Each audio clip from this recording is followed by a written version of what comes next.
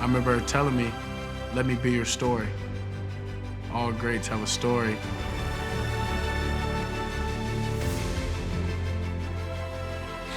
Should be happy. Should be proud. Should be excited. Now it's up to me for her to live through me. Okay, that was Dak Prescott talking about his mother who passed away from cancer at the age of 52. Dak joins us now on behalf of his involvement in Ready, Raise, Rise, an educational consumer awareness campaign to support immuno-oncology, a rapidly evolving area of cancer research. Obviously a very important cause to you, Dak, for very personal reasons. When your mother said or told you, let me be your story, what did she mean? Explain the meaning and heartfelt nature behind that. Yeah, to me it was just allow her to live through me. Make sure that I tell her story. I tell our story as me and her, being the youngest of 3 boys, have a great relationship, had a great bond. And I think more importantly, that's what she meant. And I think it's about using my platform for campaigns as the Ready, Raise, Rise, as I'm doing now, as you mentioned, just to raise awareness and educate Americans about the immuno-oncology research that's happening and everything they can do as well to help by going to readyraiserise.com.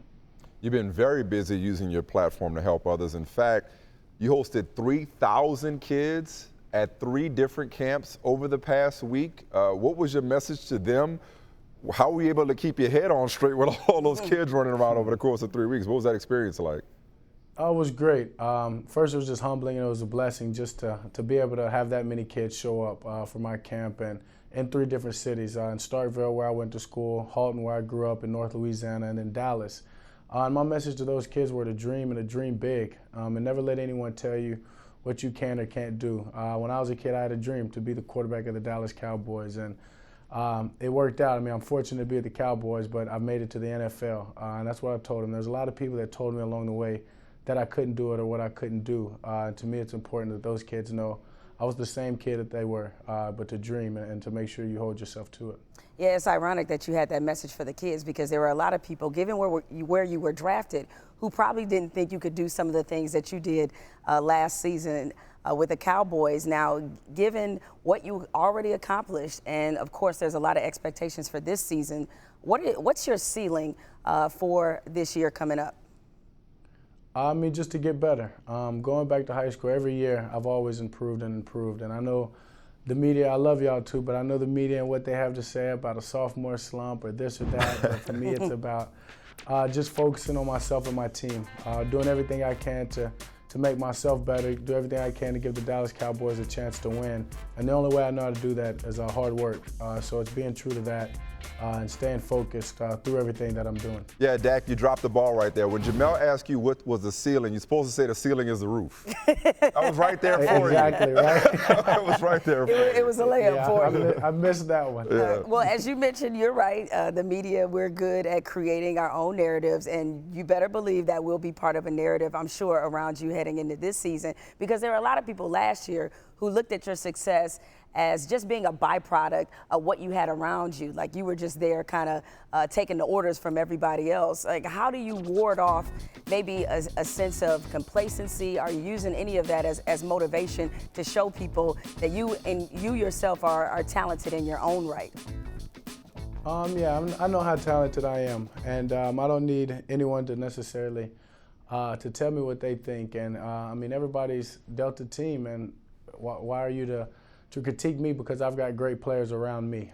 So it doesn't really matter to me what people say. As I said, it's about just staying focused and making sure those great players around me get the ball. And that's my job at the quarterback position, is to get those guys the ball. And I'm sorry if they're Pro Bowlers. That don't be sorry. Me, so. No, don't be sorry. I'm not really sorry, Yeah. but that's what it comes to. No, it's honestly ridiculous because if you didn't have great players around you, people would be like, man, if only he had a better supporting cast. So no, it's better than the alternative. Your peers, though, recognize your ability. Already 1 year into the league, the NFL's top 100 list, you were 14th.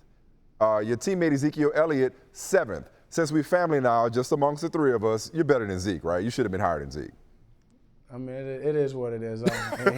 We complimented each other, so he can have that one. I got the Rookie of the Year. He can have that one. He deserves it. Okay, now Scott Linehan, your OC, he said that you've got some rare work ethic type stuff.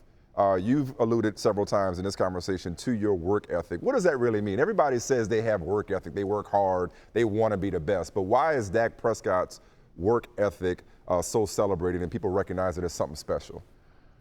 Yeah, because, I mean, whatever I'm doing, I give it my all, no matter if it's at practice or if it's in the weight room or if it's in film study. And that's just how passionate I am about the games, how passionate I am about getting better and improving in every aspect of the game. And, I mean, I'm not the most talented. I'm not the fastest. I'm not that God's freakish athletic talent or whatever on the field, so I know what I've got to do is work hard. Now, you and Ezekiel Elliott, obviously you form a very special offensive combination.